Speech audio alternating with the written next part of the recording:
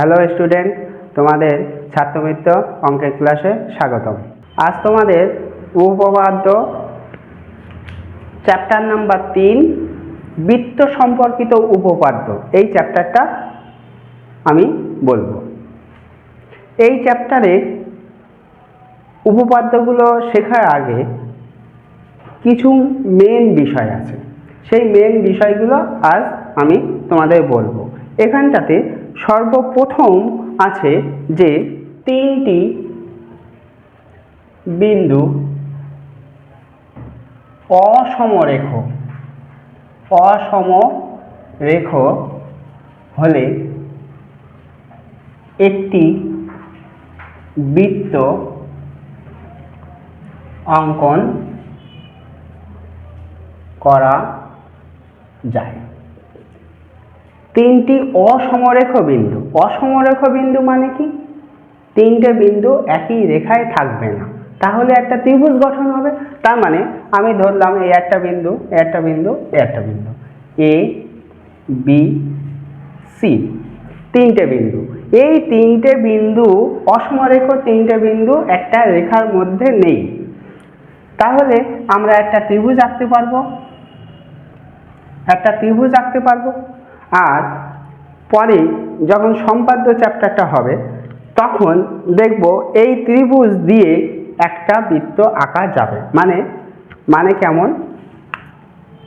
একটা বৃত্ত আঁকা যাবে, তার উপরে এই ত্রিভুজটা থাকবে, এ বি সি। এই ত্রিভুজটার উপরে তিনটে শীর্ষবিন্দু দিয়ে একটা বৃত্ত আঁকা যাবে। ওকে, এই বৃত্ত যখন আঁকা যাবে তখন এই বৃত্তটার উপরেই ওই ত্রিভুজের শীর্ষবিন্দুগুলো অবস্থান করবেই। ওকে, এবং একটা কেন্দ্র তৈরি হবে, সেই কেন্দ্রটার নাম বলবে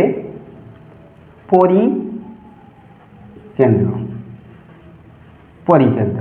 আর এই যে বৃত্তটা পাবো সেই বৃত্তটার নাম বলবে পরিবৃত্ত। ত্রিভুজ এ বি সি এর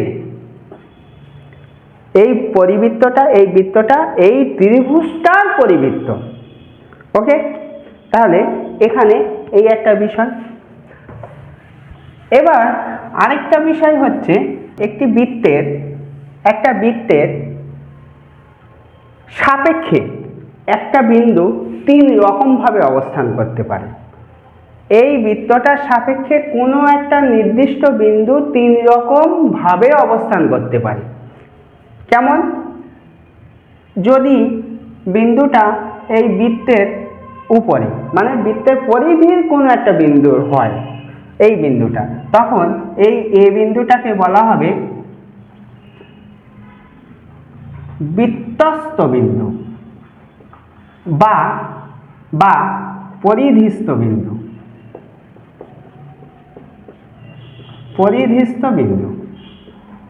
ওকে,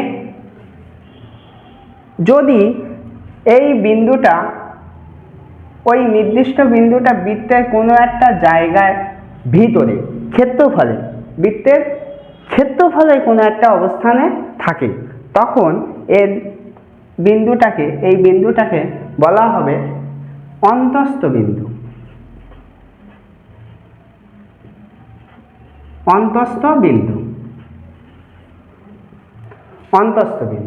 এবং যদি বৃত্তের বাইরে, পরিধির উপরে না, বৃত্তের ক্ষেত্রফলে না, বৃত্তের বাইরে কোনো একটা বিন্দু, তখন এই বিন্দুটাকে বলা হবে বহিস্থ বিন্দু। তাহলে তিনটে অবস্থানে কোনো একটা নির্দিষ্ট বিন্দু থাকতে পারে। পরিধির উপরে যখন থাকবে তখন বলা হবে বৃত্তস্থ বা পরিধিস্থ বিন্দু। বৃত্তের ক্ষেত্রফলের উপরে কোনো জায়গায় যদি থাকে তাহলে বলা হবে অন্তস্থ বিন্দু। আর এই পরিধি বা ক্ষেত্রফলের উপরে না, অন্য কোনো একটা জায়গায় বৃত্তের বাইরে অবস্থান করছে, তখন তাকে বলা হবে বহিস্থ বিন্দু। ঠিক আছে, নেক্সট টপিকটা হচ্ছে তোমাদের চাপ, বৃত্তচাপ। বৃত্তচাপটা কি? বৃত্তচাপ দেখো, একটা বৃত্ত, এই বৃত্তের এই একটা আর এই একটা, এ আর বি, এই একটা অংশ, এই যে একটা অংশ, এই অংশটাকে বলা হবে, মানে এই যে এটার নাম একটা দিলাম, এই এ বি চাপের কোনো একটা অংশ, উপরে পি একটা বিন্দু দিলাম, তাহলে এই এ বি বি এইটাকে বলা হবে উপচাপ। উপচাপ, ওকে। এই উপচাপ, একটা চাপ বোঝানোর জন্যে মাথায় একটা চিহ্ন দেয়া হয়। চিহ্নটা কেমন? ঠিক এমন একটা চিহ্ন। এই চিহ্নটার তাহলে একটা নাম আছে, এই চিহ্নটার নাম হচ্ছে আর্ক, এ আর সি, আর্ক, এই চিহ্নটার নাম, ঠিক আছে। তাহলে বৃত্তের এই অংশটুকু একটা বৃত্তচাপ, তাই একে বলা হবে উপচাপ। তাহলে এই যে বাকি যে অংশটুকু আছে, বাকি যে অংশটুকু মানে এইখানে যদি আমি একটা কিউ নাম দিই, তাহলে এই এ কিউ বি, এই চাপটা বড়। কেন বড়? এইটা যদি কেন্দ্র হয় তাহলে এটা কি? একটা ব্যাস। এই ব্যাস সের অর্ধেকের, এই দিকে অর্ধেক, এটা অর্ধেক, সেই অর্ধেকের যদি কম হয়, অর্ধেকের যদি কম হয় তখন তাকে বলা হবে উপচাপ। আর অর্ধেকের বেশি, এখান থেকে এই পর্যন্ত, তাহলে অর্ধেকের বেশি, তাই এই চাপটার নাম হচ্ছে অধিচাপ। অধিচাপ, ওকে। তাহলে চাপ দু রকম পাওয়া গেল, উপচাপ, অধিচাপ। এবার আমি বলছি,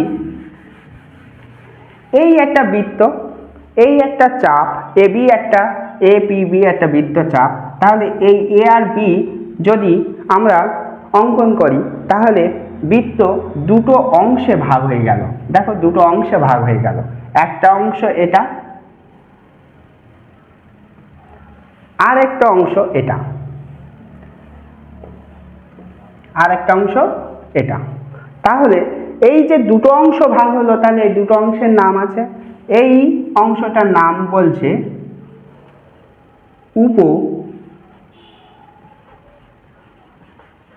উপবৃত্তাংশ, উপবৃত্তাংশ।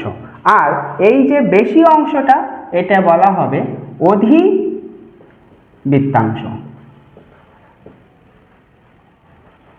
ওকে। তাহলে এখানেও দুটো অংশে ভাগ হয়ে গেল বৃত্ত। আচ্ছা, এবার আমি একটা বৃত্ত আঁকছি। একটা বৃত্তের উপরে কটা বিন্দু থাকে? একটা বৃত্ত, এই বৃত্তটার উপরে কটা বিন্দু থাকে? অসংখ্য বিন্দু থাকে। এরকম বিন্দু অসংখ্য থাকবে। এই অসংখ্য বিন্দুর সঙ্গে এই কেন্দ্রটা অসংখ্য বার যোগ করা যায়, অসংখ্য বার যোগ করা যাচ্ছে, তাই তো। এই অসংখ্য যে রেখা পাচ্ছি, সেই রেখাগুলোকে আমরা বলি ব্যাসার্ধ। এই ব্যাসার্ধ, যতগুলো ব্যাসার্ধ হবে প্রত্যেকের দৈর্ঘ্য সমান হবে, প্রত্যেকের দৈর্ঘ্য সমান হবে। তার মানে আমরা বলছি একটি বৃত্তের অসংখ্য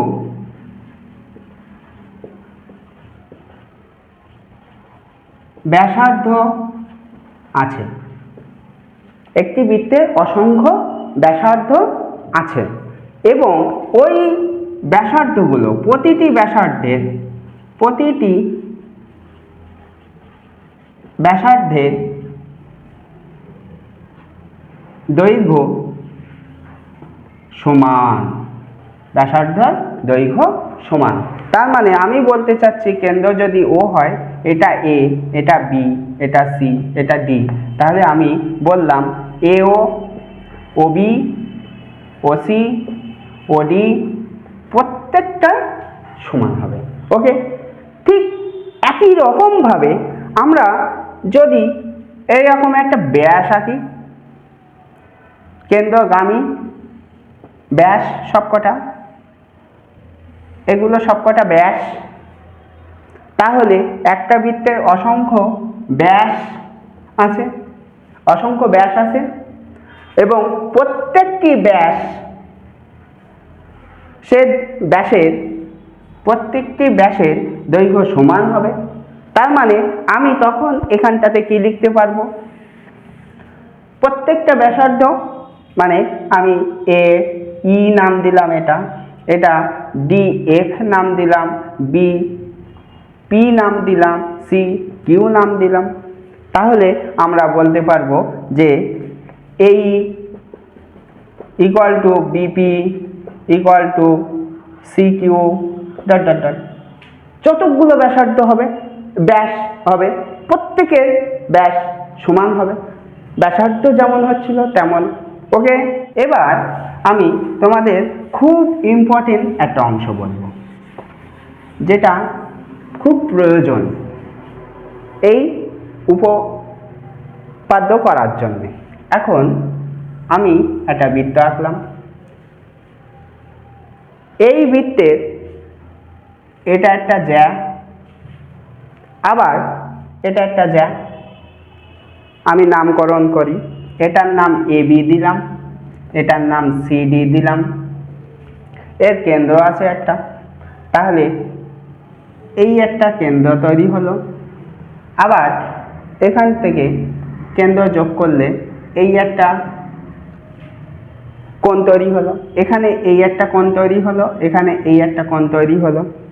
ওকে, তাহলে যদি যদি A B equal to CD হয়, মানে আমি কি বললাম, এ বি জ্যা এবং সিডি জ্যা এর দৈর্ঘ্য যদি সমান হয়, তাহলে এই যে কেন্দ্রে ও এ ও বি একটা কোণ উৎপন্ন হচ্ছে, আর সি ও ডি আরেকটা কোণ উৎপন্ন হচ্ছে, তাহলে এই দুটো কোণের মান সমান হবে সব সময়।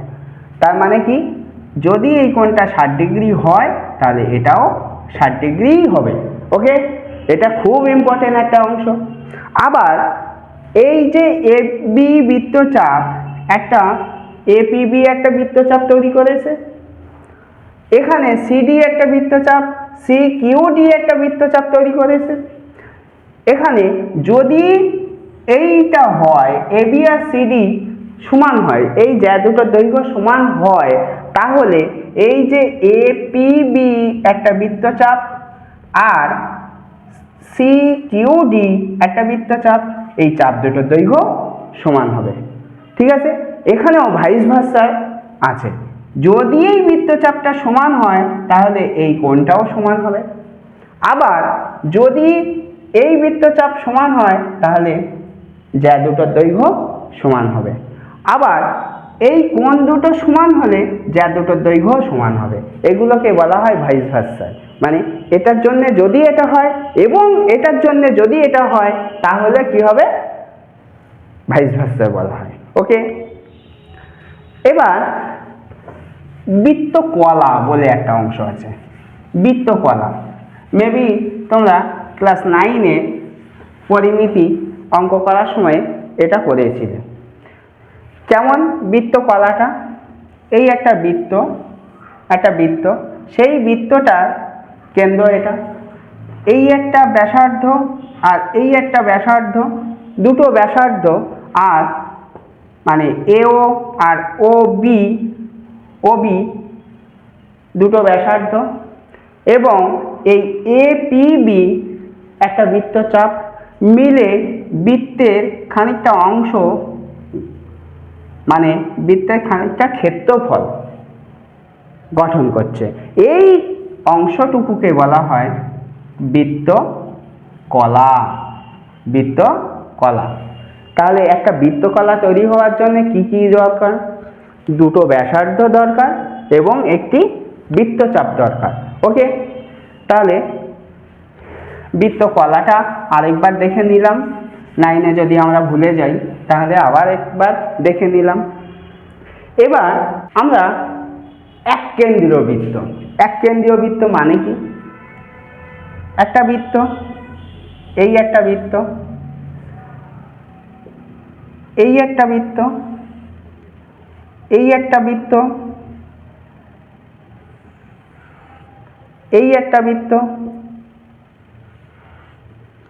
তাহলে এই প্রতিটা বৃত্তের যদি একটা করে কেন্দ্র, একটা কেন্দ্র থাকে, প্রতিটা বৃত্তের একটাই মাত্র কেন্দ্র, তখন এই বৃত্তগুলোকে বলা হবে এক কেন্দ্রীয় বৃত্ত। তার মানে কি? একটি বিন্দুকে কেন্দ্র করে, একটি নির্দিষ্ট বিন্দুকে কেন্দ্র করে অসম দৈর্ঘ্যের ব্যাসার্ধ নিয়ে যতগুলো বৃত্ত আঁকা যায় তাদেরকে বলা হবে এক কেন্দ্রীয় বৃত্ত। ওকে, তার মানে প্রতিটা এক কেন্দ্রীয় বৃত্তের প্রতিটা বৃত্তের ব্যাসার্ধের দৈর্ঘ্য আলাদা, কেন্দ্রবিন্দু একই।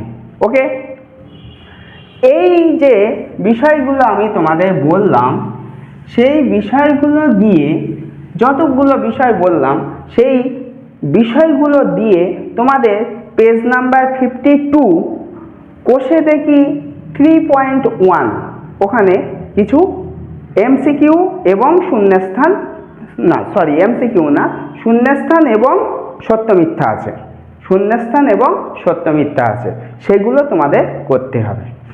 এখানে আরেকটা বিষয় আমি বলিনি, সেটা বলতে হবেই, যে একটা বৃত্ত আর এই একটা বৃত্ত, দুটো বৃত্ত, আমরা দুটো বৃত্ত এঁকেছি। দুটো বৃত্ত কখন সর্বসম হবে? দুটো বৃত্ত কখন সর্বসম হবে? এই দুটো বৃত্ত যদি এই ব্যাসার্ধ দুটো সমান হয়, তার মানে বৃত্ত দুটির ব্যাসার্ধ সমান হলে, বৃত্ত দুটি ব্যাসার্ধ সমান হলে বৃত্ত দুটি সর্বসম হবে, সর্বসম হবে। ওকে, তাহলে দুটো বৃত্ত কখন সর্বসম হবে?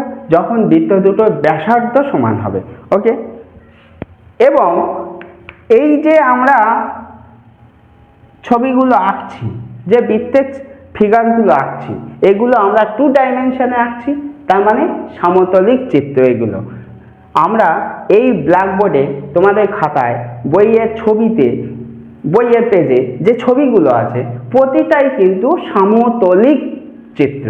ওকে, নেক্সট টপিক, তোমরা এই অঙ্কগুলো নিজেরা করবে, যেগুলো বললাম কোষে দেখি 3.1। এখানে যতগুলো কোশ্চেন আছে সেগুলো সলভ করবে। যদি কোনো সমস্যা হয় তাহলে আমাকে কমেন্টে জানাও, অথবা ছাত্রমিত্র অ্যাপে গিয়ে তোমরা এর সলিউশনগুলো পেয়ে যাবে। এখন আছে, এটা একটা বৃত্ত, বৃত্তটার কেন্দ্র এটা এ পি বি, একটা বৃত্তচাপ। এই বৃত্তচাপ, এটা কেন্দ্র ও, বৃত্তচাপের সঙ্গে ও বিন্দু যোগ করলাম, করলে একটা কোণ তৈরি হলো, কোণ তৈরি হলো। এই কোণটার একটা নির্দিষ্ট নাম আছে, এই কোণটার একটা নির্দিষ্ট নাম আছে। সেই কোণটার নাম হচ্ছে, এই কোণটার নাম কেন্দ্রস্থ কোণ, কেন্দ্রস্থ কোণ। এখন আমি একটা ভুল লিখেছি, এখানে কেন্দ্রস্থ কোণ, কেন্দ্রে কোণটা উৎপন্ন হচ্ছে, তাই তো? কিন্তু আমি এই কোণটার নাম দিলাম, তাহলে কেন্দ্রে দেখো এই একটা কোণ উৎপন্ন হচ্ছে, এটাও একটা কোণ উৎপন্ন হচ্ছে। তাহলে এই কোণটার নাম কি? আমরা জেনারেল খাতাপত্র যখন অন্যান্য স্টুডেন্টের সঙ্গে কথাবার্তা বলে দেখেছি, খাতার পরীক্ষার খাতা দেখার সময় দেখেছি, তখন সবাই এইটাকে কেন্দ্রস্থ কোণই বলে। কিন্তু এটা কেন্দ্রস্থ কোণ, তাহলে এটার নাম কি? এটাও তো একটা কেন্দ্রে উৎপন্ন করছে এই বৃত্তচাপ, এটা উপবৃত্তচাপের দ্বারা উৎপন্ন হচ্ছে, আর এই কোণটা এই অধিবৃত্তচাপের উপরে উৎপন্ন হচ্ছে, তাহলে এটার নামও তো কেন্দ্রস্থ কোণ। তাহলে আমি শুধু যখন বলবো কেন্দ্রস্থ কোণ, তখন এটা না এটা কনফিউশন আছে। তার জন্যে আমাকে এর আগে একটা কথা লিখতেই হবে, সেটা হলো হয় তোমাকে লিখতে হবে এপিবি বৃত্তচাপের উপরে কোণ, বৃত্তচাপের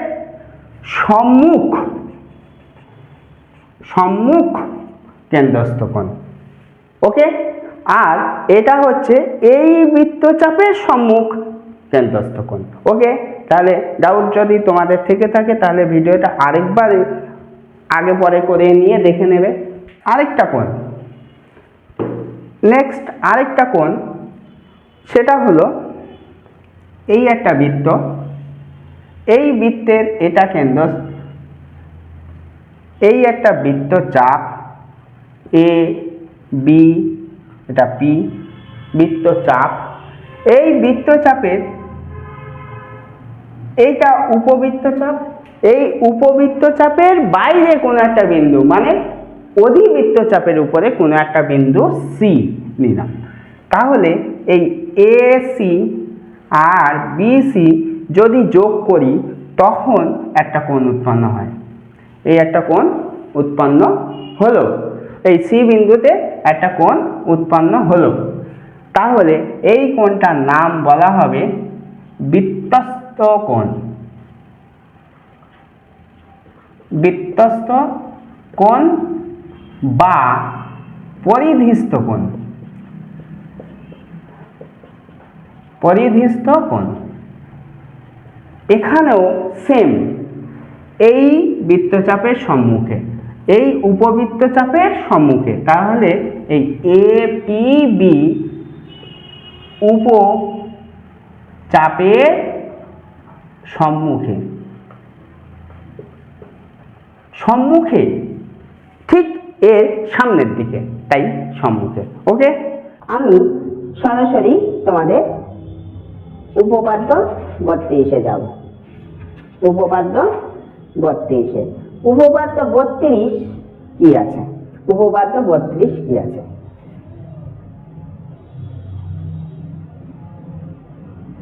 উপপাদ্য 32, উপপাদ্য 32 এখানে বলছে যে, প্রশ্নটা বলছে এই একটা বৃত্ত, এই একটা বৃত্ত, বৃত্তের কেন্দ্র এইটা,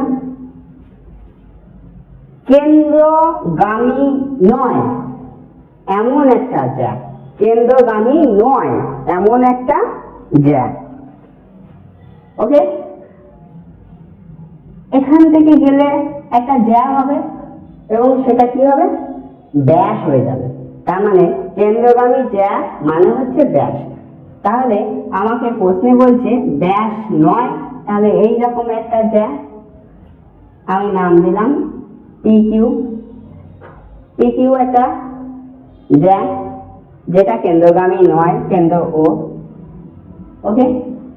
এবার বলছে যে এই বৃত্তচাপ, এই জ্যায়ের উপরে কেন্দ্র থেকে যদি লম্ব অঙ্কন করা হয়, লম্ব অঙ্কন করা মানে কি?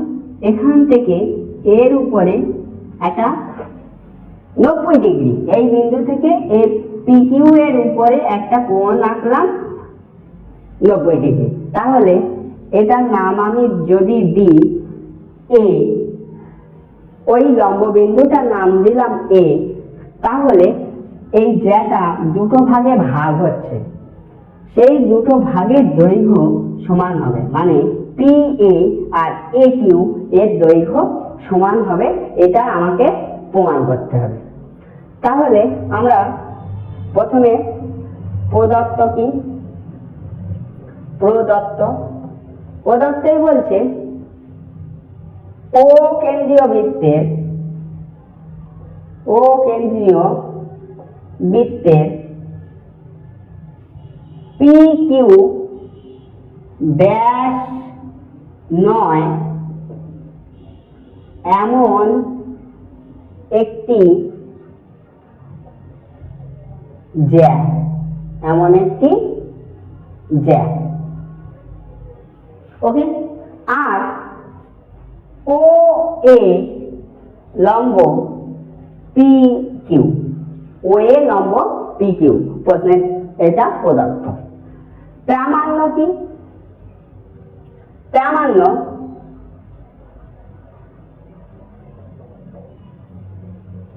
P A equal to A Q, এটা প্রামাণ্য। ওকে, এর জন্য আমাকে অঙ্কন করতে হবে। কি অঙ্কন? অঙ্কন পি আর ও যোগ করলাম, ও আর কিউ যোগ করলাম, তাহলে পি কমা ও, ও ও কমা কিউ যোগ করলাম, যোগ করলাম। ওকে, এখন এইখানে আমি কমা দিলাম। এই কমাটা অনেকে দেয় না পরীক্ষার খাতায়। কমা যদি না দিই তাহলে পি কমা ও মানে দুটো বিন্দুকে বোঝানো হচ্ছে। আর যদি আমি শুধু পিও লিখি তাহলে পিও একটা রেখাংশকে বোঝাচ্ছে। তাহলে এটা আর এটার মধ্যে শুধুমাত্র কমার ডিফারেন্স, সেই কমার ডিফারেন্সের জন্য দুটো মিনিং পাল্টে গেল। এটা দুটো বিন্দুর কথা বলছে, শুধুমাত্র দুটো বিন্দু, নট এ স্ট্রেট লাইন। আর পি ও মাঝখানে কমা নেই, তার মানেই বোঝা যাচ্ছে যে এটা একটা স্ট্রেট লাইন, লাইন সেগমেন্ট। ওকে, তাহলে তোমাদের পরীক্ষার খাতায় লেখার সময় অবশ্যই এই কমাটা মেনটেন করতে হবে। এবার আমরা কি করব? প্রমাণ। প্রমাণ প্রমাণটা দেখো খুব ইজিলি হবে। দুটো ত্রিভুজ পাচ্ছি আমরা, দুটো ত্রিভুজ। দেখো এই একটা ত্রিভুজ আর এই একটা ত্রিভুজ, দুটো ত্রিভুজে ভাগ করলাম। তাহলে দুটো ত্রিভুজের নাম কি? ত্রিভুজ পি ও এ ও ত্রিভুজ ও এ কিউ থেকে পাই, থেকে পাই। দুটো ত্রিভুজ থেকে আমরা কি পাচ্ছি? পাচ্ছি যে কোণ ও এ পি ইকুয়াল টু কোণ ও এ কিউ। দেখো এই একটা কোণ এবং এই একটা কোণ। যেহেতু এই কোণটা তৈরি হচ্ছে, কোণ দুটো তৈরি হচ্ছে ও বিন্দু থেকে পি কিউ এর উপরে এ লম্ব অঙ্কন করার ফলে, মানে লম্ব অঙ্কন করা মানে এই কোণ দুটোর মান 90 ডিগ্রি। কেন? যেহেতু ও এ লম্ব পি কিউ। ওকে, আবার দেখো OP equal to O Q, OP equal to O Q. কেন? আগে আমরা চ্যাপ্টারটা বোঝানোর সময় বলেছিলাম কি যে ওপি একটা ব্যাসার্ধ, ও কিউ একটা ব্যাসার্ধ, ইকুয়াল টু ও কিউ। আমরা চ্যাপ্টারটা বোঝানোর সময় কি বলেছিলাম? যে দুটো ব্যাসার্ধ, একটা বৃত্তের যতগুলো ব্যাসার্ধ আঁকতে পারবো প্রত্যেকের দৈর্ঘ্য কি হবে? সমান হবে। প্রত্যেকের দৈর্ঘ্য সমান হবে। তাহলে আমরা এখান থেকে লিখতে পারবো কি? একই বৃত্তের ব্যাসার্ধ, একই বৃত্তের ব্যাসার্ধ। এখন একই বৃত্তের ব্যাসার্ধ আমি এই জায়গাটায় লিখব অতিভুজ। অতিভুজ কেন? দেখো আমরা 5-6 যখন শিখেছিলাম যে সমকোণী ত্রিভুজ এই কোণটা 90 ডিগ্রি, তাহলে এই সমকোণী ত্রিভুজের যে বিপরীত বাহু, সমকোণী ত্রিভুজের সমকোণের যে বিপরীত বাহু সেটা কি? অতিভুজ। এটা হচ্ছে অতিভুজ।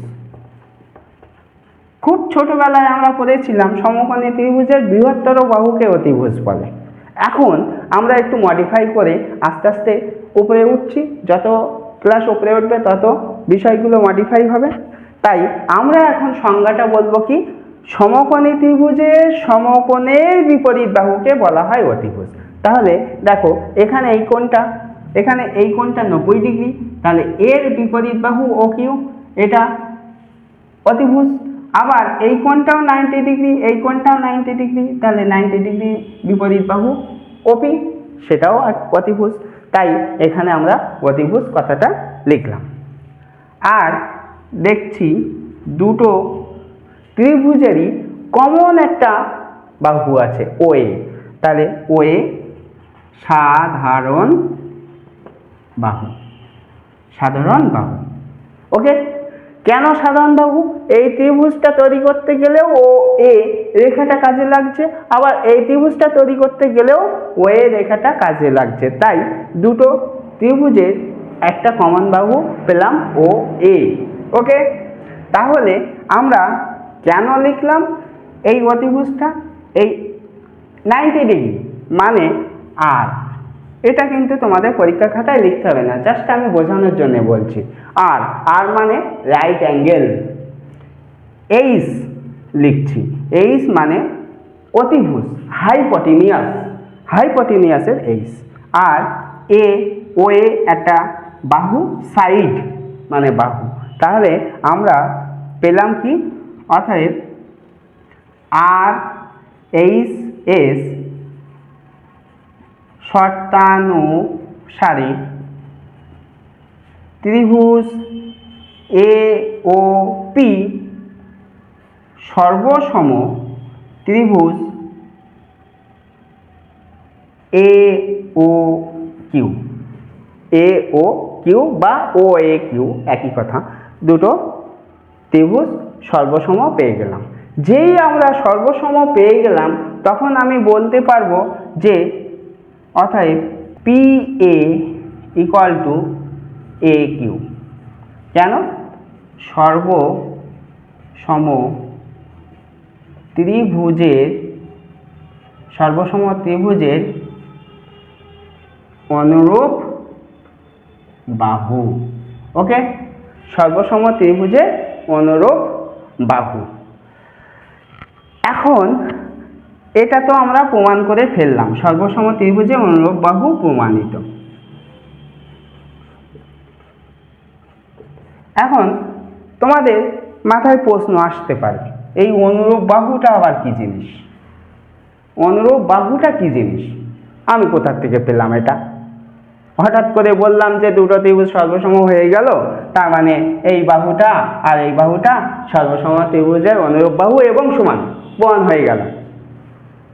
কিন্তু অনুরূপ বাহুটা কি জিনিস সেটা আমাকে জানতেই হবে। অনুরূপ বাহুটা এখন আমি তোমাকে বোঝাবো। এটা মুছে দিলাম, তোমরা ভিডিওটা রিভার্স করে দেখবে ভালোভাবে। এই অনুরূপ বাহু কথাটা কিন্তু সবাই আমরা ব্যবহার করি, কিন্তু সহজে আমরা কিন্তু এর সংজ্ঞাটা পাই না। অনুরূপ বাহু কথার অর্থ হচ্ছে, অনুরূপ বাহু মানে হচ্ছে সমান কোণের বিপরীত বাহু, সমান কোণের বিপরীত বাহু কে বলা হবে অনুরূপ বাহু। দুটো ত্রিভুজের যে দুটো কোণ সমান হবে সেই কোণটার বিপরীত বাহুকে বলা হবে অনুরূপ বাহু। একই রকম ভাবে আমরা বলতে পারবো অনুরূপ কোণ মানে কি? অনুরূপ কোণ হলো সমান বাহুর বিপরীত কোণ, ওকে। এই দুটো কথা কিন্তু খুব ইম্পর্টেন্ট। আমরা এই সমান কোণের বিপরীত বাহুকেই বলবো অনুরূপ বাহু, এই কথাটা আমরা সহজে শুনি না, ভিডিওটা দেখলেও যদি তোমাদের ভালো লাগে তাহলে তোমরা তোমাদের বন্ধুদেরকে শেয়ার করো। অনেক কিছু নতুন আমার যে ক্লাসগুলো হচ্ছে এই ক্লাসগুলোতে নতুন অনেক কিছু তোমরা জানতে পারবে, শিখতে পারবে। এখন তোমাদের দেখো, আমি এই ছবির মাধ্যমে অনুরূপ বাহু কথাটা ভালোভাবে বুঝিয়ে দিই। এখানে অনুরূপ কোণ নেই, অনুরূপ বাহুটা আছে, তাই আমি এখানটায় অনুরূপ বাহুটা তোমাদের বোঝাই। দেখো, আমি বললাম আমি এই ত্রিভুজটাকে আমি এখানটাতে আনছি, দুটো ত্রিভুজ, এই একটা ত্রিভুজ আর এই একটা ত্রিভুজ, দুটো ত্রিভুজ পাচ্ছি। এখানে আমরা নাম দিয়েছিলাম ও পি এ কিউ। আমি বললাম এই কোণটা আর এই কোণটা সমান 90 ডিগ্রি, তাহলে এই কোণের বিপরীত বাহু এটা আর এটা দুটোই অতিভুজ মানে ব্যাসার্ধ, তাই সমান, সেটা প্রশ্নে বলা ছিল। এখন এই বাহুটা ও এ বাহু কি? সাধারণ বাহু, সাধারণ বাহু। তার মানে এই ত্রিভুজের জন্য এই যে ও এ বাহুটা আর এই ত্রিভুজের জন্য যে ও এ বাহুটা, তাহলে এই বাহুটা দুটো বাহুর জন্যই সমান, এই দুটো ত্রিভুজের জন্যই সমান। তাহলে এই বাহুটার বিপরীত কোণ এইটা আর এই বাহুটার বিপরীত কোণ এইটা, এখানে এটাও সমান। তাহলে আমরা এখান থেকে লিখতে পারবো কি? কোণ O P A equal to কোণ ও কিউ এ। দেখো, তাহলে আমরা এই ত্রিভুজের এই কোণটা আর এই কোণটা সমান প্রমাণ করলাম। এই কোণটা আর এই কোণটা সমান দেয়া ছিল লম্ব বলে। এখন এই কোণটা এবং এই কোণটা, এই দুটো কোণও সমান হবে। কেন? এই দুটো কোণ ত্রিভুজ দুটোর অবশিষ্ট কোণ। মানে কি? আমরা জানি কোণ পি যোগ কোণ এ যোগ কোণ ও মানে 180 ডিগ্রি এই ত্রিভুজটার ক্ষেত্রে। সেম ভাবে এই ত্রিভুজটার ক্ষেত্রেও আমি লিখতে পারবো কোণ ও, কোণ এ, কোণ কিউ সমান 180 ডিগ্রি। ত্রিভুজের তিনটে কোণের যোগফল 180 ডিগ্রি। আমি এখান থেকে বললাম এই এ কোণটা আর এই এ কোণটা সমান। আবার বললাম যে এই পি কোণ আর এই কিউ কোণ সমান, এই দুটো ত্রিভুজের এখান থেকে বললাম। তাহলে অবশিষ্ট থাকছে কোণটা? এই কোণটা আর এই কোণটা। মানে এই কোণটা মানে আমরা বলছি কোণ পি ও এ, আর এই কোণটা বলছি কি? কোণ এ ও কিউ। দুটো কোণ, এই দুটো কোণ অবশিষ্ট কোণ, তাই এই দুটো কোণও সমান হবে। তাহলে এই দুটো কোণ যেহেতু সমান, তাহলে আমি বলতে পারবো এই কোণের বিপরীত বাহু এটা আর এই কোণের বিপরীত বাহু এটা সমান। সেই জন্য আমরা উপপাদ্য শেষ লাইনটাতে লিখছি যে P A equal to A Q সমান সর্বসম ত্রিভুজের অনুরূপ কোণ। ওকে, সর্বসম ত্রিভুজের তাহলে অনুরূপ কোণ হলে সর্বসম ত্রিভুজের অনুরূপ বাহু সমান হবে। ওকে, আজ তোমাদের এই পর্যন্ত ক্লাস। এরপর তোমাদের পরের দিন আরও কিছু এইরকম নতুন জিনিস যেগুলো সাধারণত আমরা জানি না, সেই রকম নতুন জিনিস নিয়ে তোমাদের ক্লাসে হাজির হব। ওকে।